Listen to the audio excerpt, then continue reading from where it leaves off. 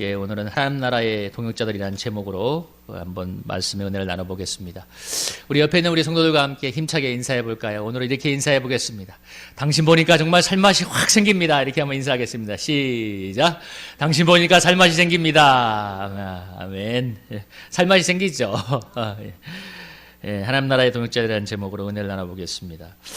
오늘 본문이 노마서의 마지막 장인데요. 노마서가 크게 두 부분으로 나누어 있습니다. 1장에서 11장까지 예수님을 믿음으로 구원받는 구원의 교리를 얘기하고 있고 12장부터 15장까지는 그 예수님을 믿고 구원받은 사람들이 어떻게 살아야 될 것인가에 대해서 삶의 적용에 대해서 실질적인 실천에 대해서 다루고 있습니다. 그래서 노마서는 실제로는 15장에서 끝이 나고 오늘 마지막은 16장은 그의 동역자들을 향한 인사의 말이라고 할 수 있는데요. 16장에서 바울은 자기와 함께했던 복음을 위해 수고하고 고난받았던 동역자들을 일일이 거론하면서 노마교회가 그들을 향해 문안하라고 얘기합니다. 바울 서신의 특징이 디모데후서라든지 고린도 전후서, 에베소서, 골로새서 등이 전부 다 바울이 쓴 서신서인데 그 마지막의 내용에 보면 자신의 소중한 동역자들을 소개하면서 그들에게 문안하라고 이렇게 편지를 맺고 있는데요. 바울이 이를 통해서 자신과 복음 역사를 위해서 함께 수고했던 사람들에게서 감사를 표하고 있습니다.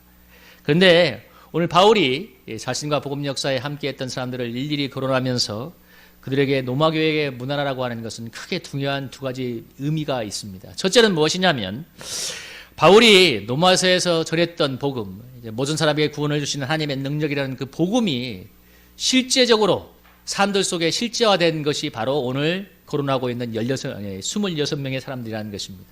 그러니까 바울이 1장에서 15장까지 이렇게 예수님을 믿고 놀라운 은혜를 받을 수 있고 이렇게 살아야 된다고 얘기했지만 그것을 실제적으로 보여주는 사람, 실제화된 사람들이 바로 오늘 말하는 이 26명의 사람들이 나타나는 거예요. 그러니까 바울이 실제 전했던 복음이 이렇게 모든 사람에게 구원을 주는 능력이 된다는 것을 실제적으로 증거해 주는 사람들이 바로 이 사람들입니다. 오늘 본문에 보면 총 26명의 사람이 나오는데 그 중에 9명이 여자입니다. 9명 여자인데요. 그 당시 여인들이 얼마나 인권이 낮았냐면 이 경건한 유대인들은 아침 저녁으로 기도할 때 첫 번째 기도 중에 하나가 무엇이었냐면 참 요즘 들으면 기가 막힌데요. 주여 내가 여자로 태어나지 않은 것을 감사합니다. 여자로 태어나지 않은 것을 감사한다고.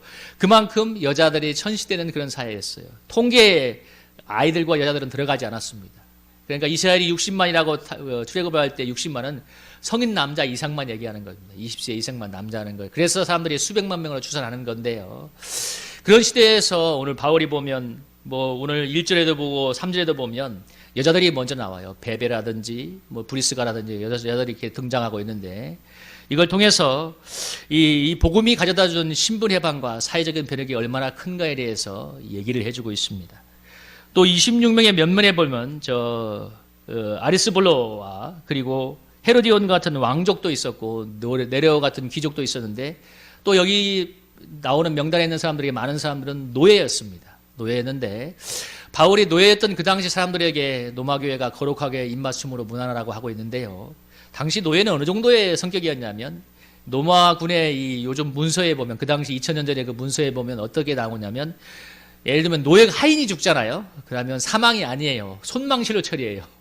물건을 잃어버린 것처럼 손망실로 처리해요. 그러니까 어떤 개념으로 사람을 노예를 대했는지 알겠죠. 그러니까 노예란 사람의 축에 들어가지 않았는데 그런 노예를 향해서 노마교회 사람들이 예를 들면 귀족이나 왕족들이 노마교회 여러 가지 성도들이 거룩하게 문안하라고 입맞춤으로 문안하라고 하는 얘기 자체는 엄청난 신분의 해방과 사회적인 변혁을 가져왔음을 말해주고 있습니다. 또 여기에 오는 등장하는 수많은 사람들, 아골라와 브리스라 같은 평신도 가정도 있고 독신도 있고 젊은 사람도 있고 나이 든 사람도 있는데 너무나 다양한 사람들을 소개하면서 정말 복음이 바울이 말한 것처럼 모든 사람을 구원하는 능력이 있음을 이렇게 이 사람들 통해서 증거하고 있는데요. 그래서 오늘 바울이 거론하고 있는 이 동역자들이 정말 하나님 나라의 복음이 살아있음을 보여주는 실질적인 증거들입니다. 두 번째로 바울이 하나님 나라의 역사에 함께한 동역자를 소개함으로써 그 자신이 애쓰고 수고했던 그 복음 역사의 결과가 결코 자신만의 힘이 아니라 하나님 나라를 위해서 함께 이름도 없이 빛도 없이 수고했던 많은 수많은 동역자들의 손길이 있었음을 이렇게 얘기하고 있습니다. 바울이 정말 복음을 위해서 뜨겁게 열정적으로 살았던 사람인 건 분명하고 또 불사자 같은 믿음으로 수많은 고민을 이겨내며 하나님의 역사를 이루었지만 그러나 이런 성과는 결코 그가 혼자 이룬 것이 아니라 하나님 나라를 위해서 오늘 거론하고 있는 수많은 그의 헌신적인 동역자들이 있었기 때문입니다. 바울은 그들을 일일이 다 마지막에 소개하면서 그들의 수고와 헌신을 인정해주고, 또 노마교회가 함께 고난을 받고 있잖아요. 초대교회는. 그러니까 너희들이 그런 사람을 알아주고 함께 문안하라고 이렇게 소개를 해주고 있습니다. 주님의 교회 하나님 나라는 정확히 말씀드리면 어느 한 사람의 특정인에 의해서 결코 세워지지 않습니다. 주님이 다수의 사람들을 세우시고 인도하셔서 그들을 하나님 나라의 동역자로 사용하셔서 함께 만들어가는 아름다운 역사입니다. 그래서 여러분이 알아야 될 게, 여기 앉아서 예배드리는 우리 모두가 하나님 나라를, 주님의 교회를 세우는 주님의 소중한 동역자라는 사실을 한시도 잊어서는 안 됩니다. 여러분이 누구라고요? 하나님 나라를 세우는, 주님의 교회를 세우는 소중한 동역자입니다. 여러분, 이 믿음의 길에 나 혼자 간다는 것이 아니라 동역자가 있다는 것은 얼마나 감사한 일인가요? 개척을 해서 어느 정도 교회가 궤도에 올랐던 어느 목사님이 세미나에서 이런 간증을 하는 것을 들었습니다. 개척 초기에 가족들과 함께 예배를 드리는데 본인의 심정을 뭐라고 표현했냐면, 정말 사람들이 한 명이라도 왔으면 좋겠다고, 그때 마음을 뭐라고 얘기했냐면, 곰돌이 인형이라도 앉혀놓고 설교를 하고 싶은 마음이었다고. 여러분, 제가 얼마나 감사합니까? 곰돌이 인형이 아니라 이렇게 우리 20명의 소중한 동역자들과 함께 모여서 함께 예배드린다는 것이 너무나 감사한데요. 저희 동기 목사가 이제 개척을 처음 해서 가족들과 함께 예배를 드리는데, 그때 5살 된, 3살 된 아들이 둘이 있었어요. 그리고 이제 사모님과, 그리고 본인이 4명이 예배를 드리는데, 헌금위원은 5살 난 아들이 하고, 헌금위원은 5살 난 아들이 하고, 한 번은 이런 일이 있었답니다. 5살 난 아들이 예배 드리다가, 그 나이에 앉아있기 쉽겠어요? 뭔가 이렇게 일이 있어가지고 밖에서 막 떠드는 소리가 나니까 궁금해갖고 애가 뛰어나가 버린 거예요. 그러니까 사모님이 그 애를 잡는다고 나가버리고, 그래서 자신이 20분 동안 3살 난 아무것도 모르는 아들 하나 앉혀놓고 설교한 적이 있었다고 그런 얘기 하는 적에 들을 때, 참 저렇게 개척이 어렵고 동역자들이 얼마나 자기가 그냥 본인이 진짜 곰돌이 인형에 하나 앉아있으면 좋겠다는 말을 했으니까 정말 그렇게 얘기를 하는 걸 들었는데, 여러분, 이렇게 곰돌이 인형이 아니라 우리 옆에 이렇게 귀한 동역자들이 앉아있는 것이 얼마나 감사한 일입니까? 여러분, 옆에 있는 분은 이렇게 오늘 이렇게 한번 축복했으면 좋겠습니다. 여러분, 이렇게 한번 축복합시다. 당신이 여기 앉아있는 게 너무너무 감사해요. 이렇게 우리 한번 축복합시다. 시작. 당신이 여기 앉아있는 게 너무너무 감사해요. 여러분이 앉아있는 게 얼마나 저로서도 감사한 일이고 옆에 있는 여러분으로서 감사한 일입니까? 저의 개척했던 우리 동기 목사가 한 명 얘기하는데, 가족들끼리 예배드리니까 어떤 은혜 받으러 왔던 한 성도가 그날 설교까지 은혜를 받는 것 같은데 사람들이 없으니까 가족들만 있는 걸 뻔히 앉잖아요. 그러니까 축도하기 전에 일어나는 소리가 들리더래요. 축도하기 전에. 그때 마음이 무너지더래. 아이고, 정말 사람이 조금만 더 있으면 막 눈덩이처럼 붓겠는데 그런 거예요. 그런데 옆에 한 사람이 앉아있는 것이 얼마나 소중한지 모릅니다. 여러분, 이렇게 또 한번 축복합시다. 당신은 나의 소중한 동역자입니다. 축복합니다. 이렇게 한번 인사하겠습니다. 시작. 당신은 나의 소중한 동역자입니다. 축복합니다. 아멘. 오늘 본문을 통해서 바울이 소개한 하나님 나라의 동역자를 생각해 보면서 우리 하나님 나라의 동역자가 되기 위해서 어떻게 해야 될지 한번 2가지로 크게 한번 생각해 보겠습니다. 우리 한번 하나님 나라의 동역자가 되기 위해서 첫째 한번 읽어볼까요? 시작. 서로의 보호자가 되어야 됩니다. 오늘 1절, 2절을 보면 베베 자매가 등장하고 있습니다. 그는 뭐라고 한 2절에 소개하자면, 너희는 주 안에서 성도들이 합당한 여자로 그를 영접하고 무엇이든지 그에게 소용되는 바를 도와주주니 이는 그가 여러 사람과 나의 보호자가 되었습니다. 오늘 베베 자매를 뭐라고 소개하냐면, 여러 성도들과 나의 보호자가 되었다고 얘기합니다. 그 당시 자매들이 했던, 바울이 그 자매 베베를 나의 보호자였다고 얘기하는데요. 정말 불사조 같은 바울이 그 연약한 여인에게 나의 보호자가 되었다는 표현도 그러하지만, 더 중요한 건 뭐냐면, 그 당시 여인들은 별로 그렇게 사회적으로 인식이라든지 지위가 높지 않은 시대였거든요. 여자가 뭘 해? 막 조선 시대 생각해보면 알잖아요. 여자가 나서면 그런 시대였기 때문에. 그러니까 바울이 그 여인을, 자매 베베를 보호자로 여긴다는 그 자체도, 표현도 참 놀라운 것인데, 오늘 여기 보호자라는 이 용어가 중요한데요. 여러분, 보호자라는 용어를 언제 쓰여나요? 여러분, 부모나 아니면 어떤 아이를 돌보는 후견인을 얘기할 때 보호자라는 용어 쓰지 않습니까? 그래서 어떤 아이에게 항상 문서를 쓸 때 보호자 이름을 적게 되어 있잖아요. 그런데 오늘 이 여인이 그런 역할을 했다는 것입니다. 사실 여러분, 여인의 손길이, 섬세한 손길이 필요한 데가 너무나 많은데, 제가 보니까 남자들이 모여있는 세계는 열정은 있는데 대부분 거칠어. 여러분 20대 초반 남학생들이 모여서 저 한번 대학생들이 자취하는 곳에 한번 가보세요. 답이 뻔해. 우리 조카도 뭐 자취하는데 얘기 한번 들어보니까 뭐 술 먹고 널브러져 있으면 냄새 나고 양말 벗어 던지고 뭐 청소를 제대로 했겠어요. 가면 우리 말하면 뭐 냄새 나는 호라비 냄새가 풍풍 풍기고 남자들이 모여 살면 그래요. 근데 이 여학생들이나 여자들이 모여 사는 곳에 보면 참 정말 깨끗하고 향긋한 냄새가 납니다. 그래서 거친 남성의 세계에 항상 여인의 손길이 들어가야 돼요. 오늘 학자들이 바울이 독신이었다고 하는데 그가 주를 위해서 정말 매이지 않고 가정에 매이지 않고 주를 섬기기 위해서 애를 썼지만 근데 사실 여러분 그것이 어떤 면에서는 좋기도 했겠지만 바울에게 얼마나 섬세한 여인의 손길이 필요했겠어요. 하다못해 양말을 빨아줄 사람도 필요했을 테고 우리로 말하면 근데 바울이 베베란 사람이 그렇게 어머니같이 정말 옆에 있는 섬세한 손길로 바울을 도와주었다는 얘기인데요. 기도로 때로는 물질의 후원으로 그리고 여러 가지 필요한 것을 채워주고 섬김으로써 이 바울과 이런 사람들의 복음 역사를 든든히 후원하자는 후원자여 보호자가 바로 베베 자매였습니다. 그런데 오늘 바울이 제일 먼저 누구를 언급합니까?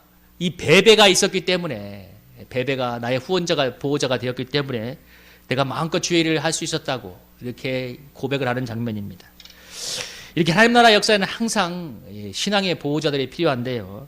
제가 여러 번 간증했던 것처럼 20살 초반에 교회도 한 번 안 다녔던 제가 예수님을 믿고 신앙의 세계에 들어왔을 때는 결정적인 이유는 저희 학과 선배가 수년 동안 저를 위해 기도하면서 저의 신앙의 보호자가 되어주었기 때문입니다. 그러니까 제가 신앙의 세계에 들어왔을 수 있었던 거예요. 사실 많은 사람들이 교회에 오고 갑니다. 그리고 또 많은 교회에 나올 사람들은 너무너무 많이 있습니다. 제가 보는 한 저도 전도를 해보면 느끼고 잠재적인 그리스도인 교회 나가다 안 나가는 사람들 너무 많이 있어요.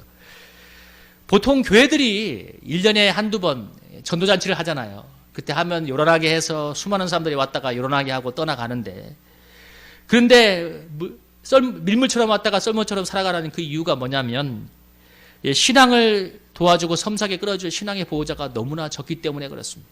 그러니까 많이 오지만 우리는 말한 것처럼 담아줄 수가 없던 거예요.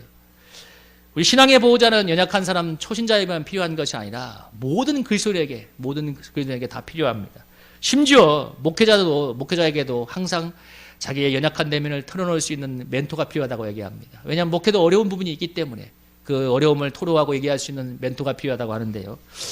여러분 여기 있는 우리 성도님들도 사실 교회에 나와서 정말 내 삶에 정말 실제적인 어려운 문제를 얘기하고 정말 마음껏 얘기하고 울 수도 있고 기도해 줄 수 있는 그런 신뢰관계가 있는 한 사람이 있다면 여러분 결코 외로움을 느끼지 않을 것입니다. 소속감을 느낄 것이고 어려울 때 다시 한번 일어날 수 있는 힘을 얻게 되는 건데요. 그런데 이렇게 정말 나의 신앙의 보호자가 되어줄 만한 사람들이 너무나 적기 때문에 오지만 고독 속에 사는 사람들이 너무 많이 있습니다. 여러분 보호자는 모두에게 필요한 것입니다. 우리 어떤 사람들 모든 사람에게 보호자가 필요해요. 나이가 들든 적든 다 보호자가 필요한데 제가 선교단체에서 밤낮없이 청년 사역을 할 때 일인데요. 제가 어떤 청년들과 얘기를 하면서 아마 그때 회장인가 누구였을 거예요. 제가 청년들에게 얘는 이런 필요가 있고 쟤는 저런 필요가 있고 막 이런 얘기를 그런 부분을 도와줘야겠다 이런 고민을 하고 있으니까 그 청년이 저에게 뭐라고 한마디 툭 던졌냐면 그때 제가 이제 신분이 전도사였는데 전수사님 그럼 전수사님의 필요는 누가 채우나요? 이렇게 한마디를 탁 하는데 그 한마디가 저에게 눈물이 핑 도는 위로가 되었습니다. 왜냐하면 그 나이가 어린 애들인데 그래도 내 입장에서 한번 저를 생각해 준다는 그 생각하는 말 한마디가 저에게 큰 위로가 된 거였어요. 여러분 부교육자 때 제가 언젠가 전도하기 위해서 길을 나서는데 길을 가고 있는데 한참 전도를 가고 있는데 마음에 그 구역의 한 성도가 생각이 나는 거예요. 아, 왜 이렇게 생각이 나지? 그래서 전화를 해봐야겠다. 전화를 해봤습니다. 근데 아니나 다를까 그 정도가 정말 심한 인생의 고난을 만나서 홀로 눈물을 흘리고 있는 거예요. 그때 제가 이제 기도해주고 상담해주면서 이제 도와드렸는데 그래서 참 신앙이 회복된 적이 있었는데 제가 그때 느꼈던 것이 무엇이냐면 참 물론 전도도 참 중요하죠. 그러나 내가 바쁘게 가려던 그 길을 멈추고 성령이 주시는 그 감동 때문에 전화를 했을 때 그 가슴 아픈 그 얘기를 삶의 얘기를 안고 누구에게도 못하는 인생의 고민을 안고 울던 그 성도를 보듬고 해주는 그 보호자가 얼마나 필요한가 그때 정말 느끼게 되었습니다. 아마 그분이 그 순간에 그 성령의 인도지만 구체적으로 하나님께서 나라를 사용하여서 그런 돕는 손길을 보내지 않았다면 굉장히 힘들었을 것입니다. 정말 그때 제가 느꼈던 게 정말 사람에겐 누구나 이런 돕는 손길이 필요하구나. 오늘 삶이 너무 각박하고 힘이 들어서 정말 살기 힘들잖아요. 그런데 우리는 가끔씩 내가 바쁘게 가던 내가 살기 힘들다고 하도 아부싱치던 그 길을 멈추고 옆에 있는 형제를 한번 돌아볼 필요가 있습니다. 그래야 여러분 내가 힘들 때, 내가 정말 어려울 때 돕는 손길이 필요할 때 그들이 나를 돌아보는 은혜가 임하는 것입니다. 오늘 바울이 베베자매를 영접하고 그에게 소용되는 바를 도와주라고 하는데 여기서 소용된다는 것은 필요한 것을 말합니다. 여러분 신앙의 보호자가 된다는 것은 한 영혼을 받아주고 정말 마음으로 받아줄 뿐만 아니라 소용되는 바를 도와주는 것입니다. 여기에는 물질도 포함되어 있습니다. 여러분 성경은 어디를 읽어봐도 단언하건대 장사미천을 대주라든지 유흥부리를 대주라는 말은 절대 없어요. 그런데 정말 열심히 힘을 다해 일을 하는데도 내가 자식을 교육할 수 있는 비용이 부족하다거나 건강을 잃어서 입에 풀칠하기가 힘들다거나 아니면 인생의 환란을 만나서 오고 가기에 힘들 때 그때는 마땅히 인생의 환란을 만나서 오고 갈 길이 없는 그런 어려운 처지에 있는 사람은 마땅히 당연히 여러분 우리의 물질을 나누어서 도와줘야 됩니다. 하나님께서 나에게 조금이라도 주셨다면 바로 그때를 위해서 하나님께서 나에게 물질을 주신 것을 아시고 나누어 줘야 됩니다. 하나님께서 우리에게 물질을 주신 이유는 바로 그럴 때 쓰라는 것입니다. 내주 있는 사람이 정말 필요하고 어려울 때, 정말 단돈 만 원이 필요할 때, 그때 도울 수 있을 때, 정말 내가 정말 필요하고 어려울 때 여러분 돕는 손길이 나에게 오는 것입니다. 여러분 생각해 보세요. 내가 나의 쓸 것을 위해서 얼마나 처절했어요. 그렇다면 남의 절박함에도 귀를 기울일 필요가 있습니다. 보호자가 된다는 것은 또 하나 상대방의 입장에 서는 것을 말하는데 오늘 도와주는 할라의 뜻이 곁에 서다라는 뜻입니다. 곁에 선다는 얘기인데 보호자가 된다는 것은 다시 말하면 상대방이 곁에 서주는 것입니다. 바로 상대방의 입장에 서주는 거예요. 우리가 형편이 들어서 단 이론이라도 도와줄 수 없는 어려운 형편이라 할지라도 진정으로 상대방의 입장을 이해하고 그 사람과 함께 해주려는 마음만 가진다면 여러분 저는 넉넉히 보호자가 된다고 믿습니다. 제가 아까 너무나 작은 간증을 했죠. 제가 그때 이 청년들의 필요를 이렇게 말을 할 때 그 청년이 나이는 어리지만 제 편이 돼서 그럼 전도사님의 필요는 누가 채우나요? 여러분 그 말을 그냥 나왔겠습니까? 그 사람이 나를 생각하기 때문에 그 말이 나오는 거예요. 여러분 그 한마디가 제 마음을 너무나 감동시켰습니다. 그 순간만큼은 그 어리지만 그 학생이 나의 보호자가 된 것이죠. 여러분 내가 상대방의 입장에서 상대방의 마음에 서서 조금이라도 헤아리는 마음을 가져준다면 여러분 넉넉한 보호자가 될 줄 믿습니다. 사람은 이기적인 존재라 사실 다 자기 입장만 생각합니다. 그게 사실은 큰 문제죠. 그래서 상대방의 입장에 서주는 그 한 것이 그렇게 고마운 것입니다. 그래서 우리가 서로에게 보호자가 되는 사실 자체가 사실은 서로의 입장이 되어주는 것입니다. 서로가 서로의 입장에 서는 거예요. 그런 마음을 가지고 그렇게 상대방을 대하는 거예요. 여러분 그런 마음만 가지고 그런 마음으로 기도만 해주어도 우리는 정말 서로의 상대방의 필요를 채우는 넉넉한 보호자가 될 수 있을 것입니다. 우리가 진심 어린 마음으로 상대에게 안부를 묻는 전화 한 통, 문자 하나가만 해도 상대방에게 놀라운 위로와 구원을 가져다 줄 수 있습니다. 중요한 건 마음에 있는 것입니다. 마음이 없으면 아무것도 없지만 정말 상대방을 정말 사랑하는 마음으로 전화 한 통을 하고 문자 한 통을 할 때 놀라운 위로와 회복이 임하는 것입니다. 그러므로 여러분 내가 상대방에 서서 상대방을 바라볼 때 보호자가 되고 신앙의 회복을 줄 수 있는데요. 우리가 상대방의 입장에서 그래서 우리가 상대방의 입장에 서서 보호자가 되어줄 필요가 있고 그러면 상대방의 나의 입장에 서서 나의 보호자가 되어서 여러분 서로의 연약한 손을 이끌어주는 그런 공동체가 될 것입니다.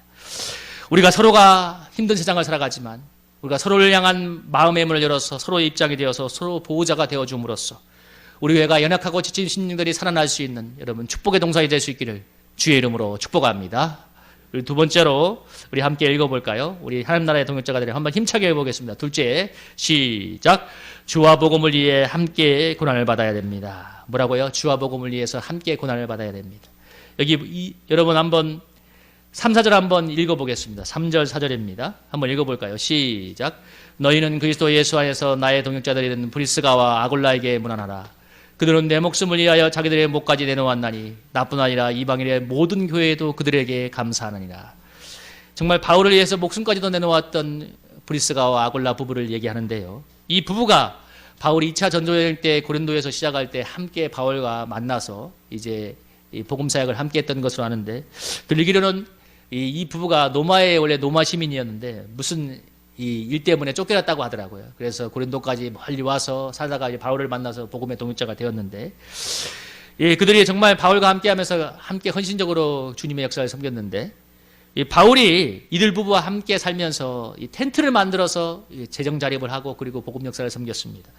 바울이 얼마든지 자신이 섬겼던 양들에게 후원도 받을 수 있고 자기의 파송교회에게 후원비도 받을 수 있었지만, 이 복음이 그만큼 값지다는 것을 보여주기 위해서 바울이 힘들게 일을 하면서 복음 역사를 섬겼는데요.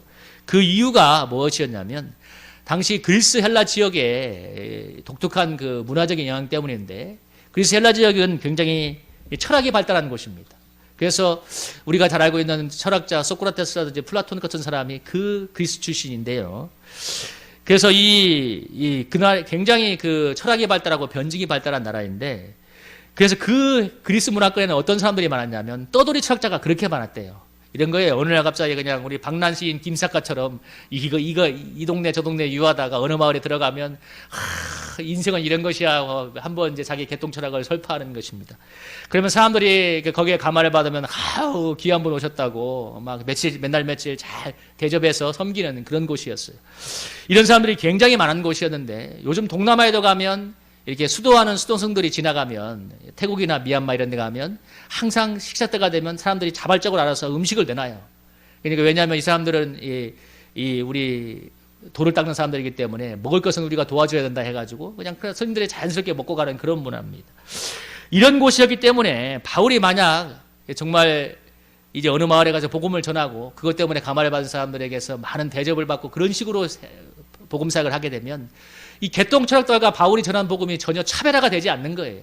그래서 바울은 이 복음을 효과적으로 변증하기 위해서 그렇게 했는데, 근데 문제는 에베소에서 2년간 그렇게 사역을 했는데, 들리는 얘기로는 복음을 전할 때 그가 일했던 시간이 중동에서 가장 더웠던 시에스터 11시부터 3시였다고 합니다. 그러니까 남들이 다 자는 시간에 바울도 이 텐트 만드는 일을 하면서 성경을 가르쳤던 거예요. 그러니까 얼마나 수고했겠어요. 근데 단언하건대 여러분 브리스가와 아골라 부부도 그렇게 했지 않겠습니까? 바울과 함께 살았다고 하니까. 그러니까 그렇게 힘들 때 그 남들이 다 자는 시간에 이 부부도 함께 일을 하면서 바울의 복음 역사를 섬겼는데, 얼마나 물심양면으로 동역했는지 바울이 뭐라고 하냐면 자기 목숨을 위하여 자기들의 목까지 내려왔을 정도로 헌신했던 사람들이라고 얘기하는데요. 이런 브리스가와 아골라 부부가 끝까지 바울과 함께하고 정말 자기의 목이라도 내놓는 사람이라고 소개하는데, 전승에 따르면 브리스가와 아골라 부부도 순교했다는 얘기가 전해지는데요. 바울이 일생 자기의 인생을 바쳐서 불타오르는 인생을 살았는데 하나님께서 그런 바울을 도와주기 위해서 이렇게 좋은 동역자들을 붙여주었습니다. 그래서 헌신된 동역자들을 붙여주어서 하나님 나라의 역사를 힘있게 섬길 수 있게 되었는데요. 여러분, 오늘 나의 삶에 내가 믿음의 길을 가는데 이런 하나님 나라의 동역자를 한 사람이 있다는 것은 얼마나 행복한 일인지 모릅니다. 여러분, 그런 동역자들이 옆에 있으려면 내가 정말 주님께 헌신적이고 충정된 하나님 나라의 사람이 될 필요가 있습니다. 여러분, 옛말에 이런 말이 있죠. 유류상종이라고 했는데 결국 사람은 끼리끼리 모이게 되어 있습니다. 여러분, 진짜 사업가에게는 사업가들이 모여요. 똑같아요. 진짜 사업가에게는 사업가들이 모이고, 여러분, 깡패는 왜 깡패들이 모이나요? 옛날에 유명한 조폭이었던 조양은 씨가 출소할 때 그랜저가 99대가 왔었다네요. 그 99대가 왔고 교도소에 쫙 앞에 깔려 있으니까 조양은 씨 내가 자서전을 잠깐 한번 읽어보고 적이 있었는데 뭐라고 얘기하냐면, 내가 이 나라의 대통령이 부럽지 않았대요. 자기가 감옥에서 나오는데 99대의 그랜저가 깔리고 수백 명의 조폭들이 자기를 그렇게 여러 가지 환호하니까. 여러분, 왜 조양은 씨에게 그 많은 조폭들이 따라왔겠습니까? 그 사람이 진짜 조폭이니까 그런 거예요. 뼛속까지 깡패니까 자기들의 유류상종이라고 자기들의 깡패들이 다 모이는 거예요. 따르는 거죠. 여러분, 바울이 하나님 나라를 위해서 죽도록 충성하고 복음 위에 굳게 서 있으니까 그런 동역자들이 함께 모이는 것입니다. 지금 은퇴했지만 주한 장로교회를 크게 부흥했던 그 나겸일 목사님이 그 간증하는 얘기를 들었는데, 교회가 한참 부흥하다가 가남이 발병해서 사경을 헤매게 되었습니다. 근데 이분이 이 성도들에게 숨겼어요. 장로들에게 말을 하고 이제 근데 간암 치료가 그렇게 힘이 들대요. 간암 치료가 너무너무 고통스럽답니다. 근데 이분이 항암 치료를 하면서 정말 생명 걸고 이제 목회를 한 거예요. 이제 설교를 하니까 이 장로님들이 이제 감동을 받아서 눈물을 흘리고. 근데 이분이 암이 진행되어서 거의 이제 의사도 죽을 거라고 이제 주일 저녁에 병원에 들어갔는데 이제 거의 이 밤을 못 넘기라고 했는데 이제 그 밤에 수천 명의 이제 1,500명의 그 당시 교인들이 나왔다는데 밤새도록 철야기도를 한 거예요. 근데 하나님이 월요일 날 새벽에 기적적으로 그 죽어가던 그 목사님을 살려준 거예요. 그냥 기적적으로 그냥 그 혈변에서 암덩어리가 다 떨어져 나오면서 살아나신 거예요. 하나님의 능력으로.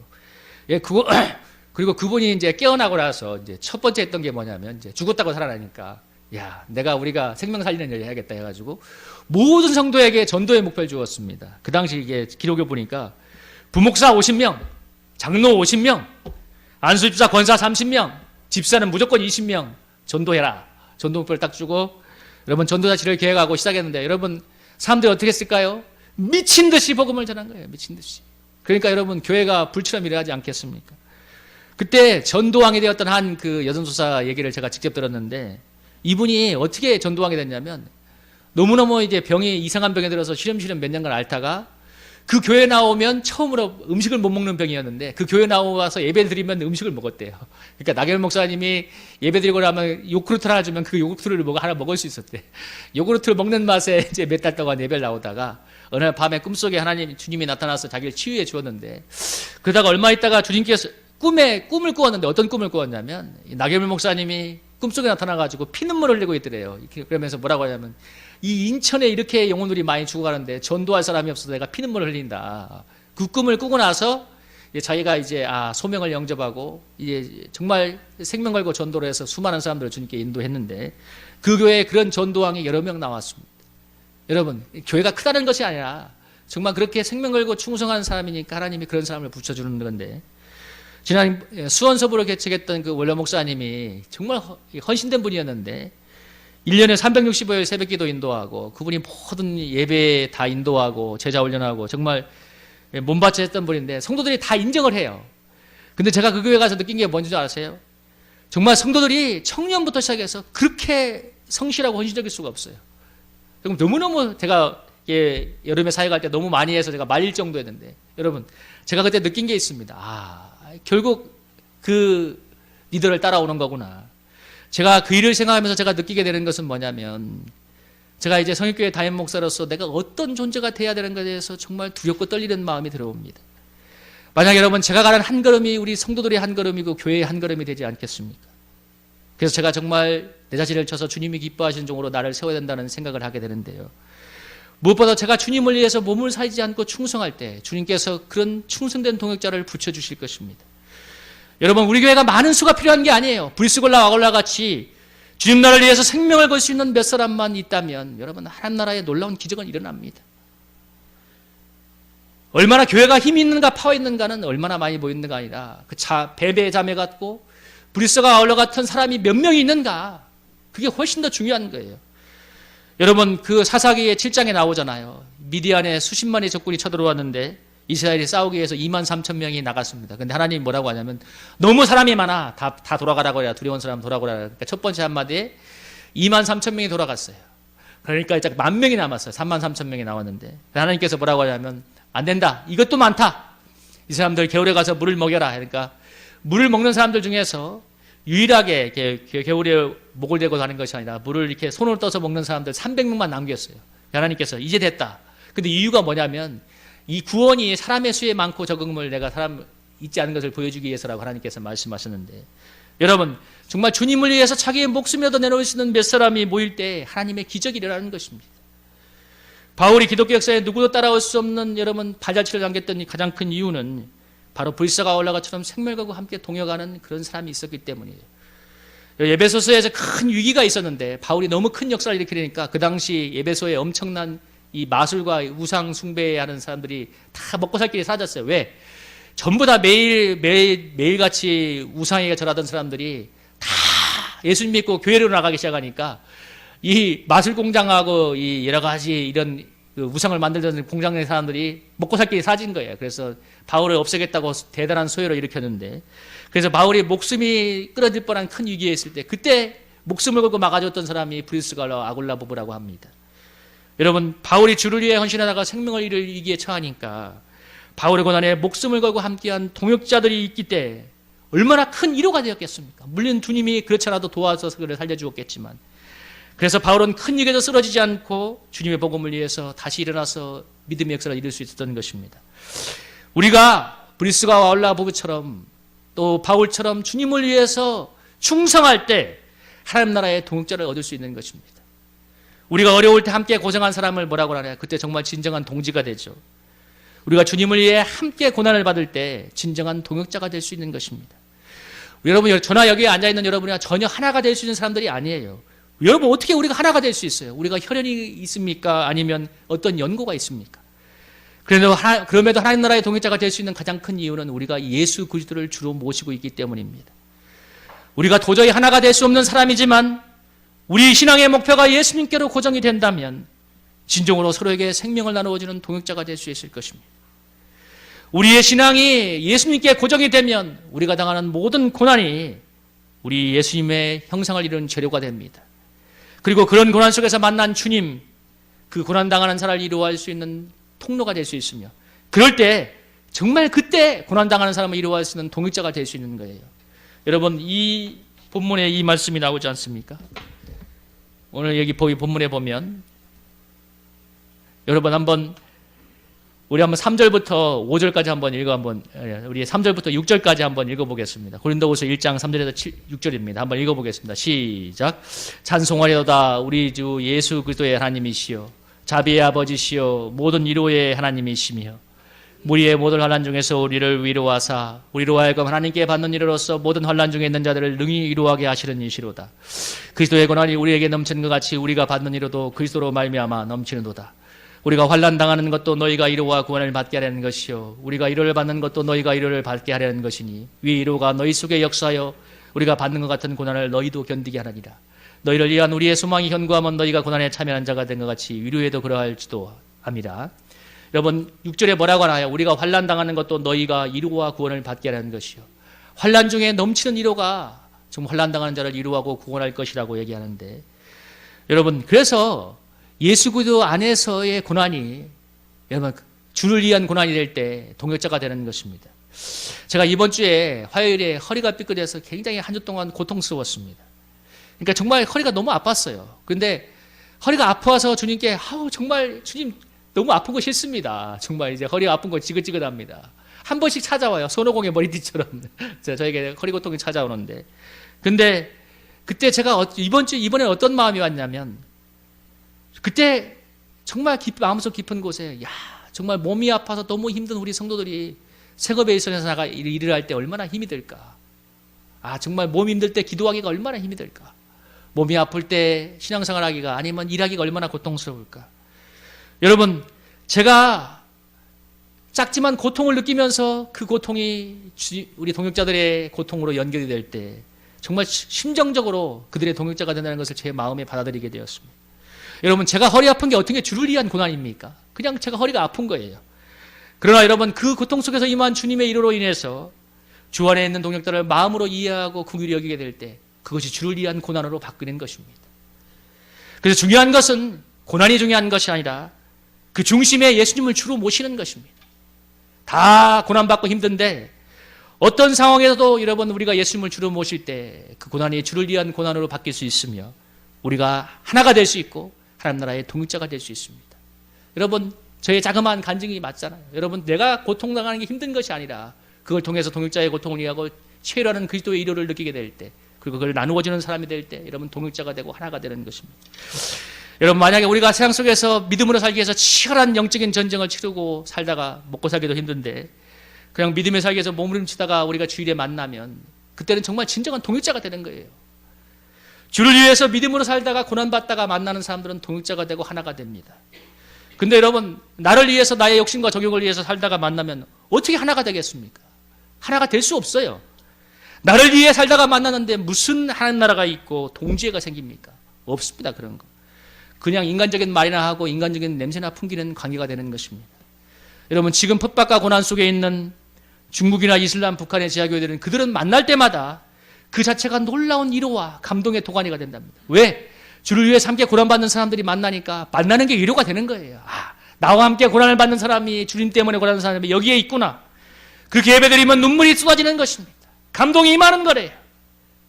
함께 고난을 받는 사람이 있다는 것이 얼마나 위로가 되는지 모릅니다. 여러분, 누군가 나와 함께 고난을 받는다면 얼마나 그것이 위로가 됩니까? 우리가 내가 아니라 주를 위해서 고난받는 고난을 받게 될 때, 그러면 주님의 위로가 함께하고 함께 고난받는 위로의 손길이 나와 함께하게 될 줄로 믿습니다. 그리고 서로 위로하고 손을 맞잡는 여러분 신앙의 동지가 되고 하나님 나라의 동역자가 되는 겁니다. 그때 여러분이 깊이 고민을 해봐야 돼요. 오늘 말씀을 들으면서. 오늘 바울이 그런 동역자를 소개하면서 그 동화교에게 그들에게 문안하라고 말하고 있습니다. 왜냐하면 초대교회 성도들은 모두가 복음을 위해서 주를 위해서 신앙을 지키기 위해서 수많은 고난을 당했기 때문에, 그래서 아무리 떨어져 있지만 신앙 안에서 하나가 될 수 있는 거예요. 그래서 지난 시간에도 얘기했던 것처럼 여러분, 예루살렘 교회를 위한 구제헌금을 누가 했습니까? 이방 교회들이 했지 않습니까? 왜? 동지니까 그런 거예요. 한 번도 안 받고 한 번도 들어본 적이 없지만 저 멀리 있는 영적인 동지가 고난을 당하는구나. 그러니까 아낌없이 헌금을 해서 보내주는 거예요. 그런 동지가 있으니까. 누구나 주와 복음을 위해서 고난을 받았기 때문에 그런 것입니다. 여러분, 누구에게나 삶은 힘든 것이지만 그 속에서 여러분 신앙생활하는 게 쉽겠습니까? 피곤하고 어려운데 기도할 마음이 나겠어요? 그러나 여러분, 힘들수록 더욱 넘치는 주님의 위로가 있을 줄로 믿습니다. 우리가 그 주님을 힘입을 때 넉넉하게 고난을 이길 것입니다. 그리고 그 주님을 힘입어서 고난받는 우리 성도들을 함께 위로하게 될 때 여러분 함께 하나님 나라를 세워가는 동역자가 되는 것입니다. 그럴 때 진정으로 서로 하나가 되며 생명을 나누어주는 관계가 되는 것입니다. 여러분, 그래서 여러분이 오늘 이 시간 한번 기도하면 좋겠습니다. 내가 정말 이제 주님의 위로를 힘입어서 주와 복음을 위해서 기꺼이 고난을 받는 사람이 되자. 주님 때문에 손해도 보고 헌신도 하고 핍박도 받는 마음을 가졌으면 좋겠습니다. 왜 주님 때문에 좋은 것만 찾아가려고 합니까? 주님 때문에 우리가 고난도 받아야 되는 것입니다. 그럴 때 주님의 위로와 구원도 넘치도록 우리에게 임하게 될 것입니다. 그렇게 신앙을 위해서 고난받는 사람들, 주와 복음을 위해서 고난받는 사람들이 매주 모일 때 여러분 모이는 그 자리에 동지애가 느껴지고 뜨거운 하나됨이 있으며 감동적인 예배가 드려지는 것입니다. 그럴 때 여러분 서로 힘든 세상에서 그런 동지들이 모일 때 서로에게 보호자가 되어주고 주와 복음을 위해서 함께 고난을 받는 진정한 동역자로 여러분 설 수 있는 것입니다. 여러분, 우리가 그렇게 때 정말 서로의 손을 맞잡고 저 천국까지 올라가는 동역자가 될 것인데요. 우리 여기 앉아 계신 우리 성일교회 성도님들이 그런 축복의 동역자가 되기를 주님의 이름으로 축원합니다. 우리 말씀을 한번 적용하면서 우리 한번 찬양하고 기도하기 원합니다. 우리 353장 우리 찬양하고 우리 한번 뜨겁게 한번 기도하겠습니다. 십자가 금도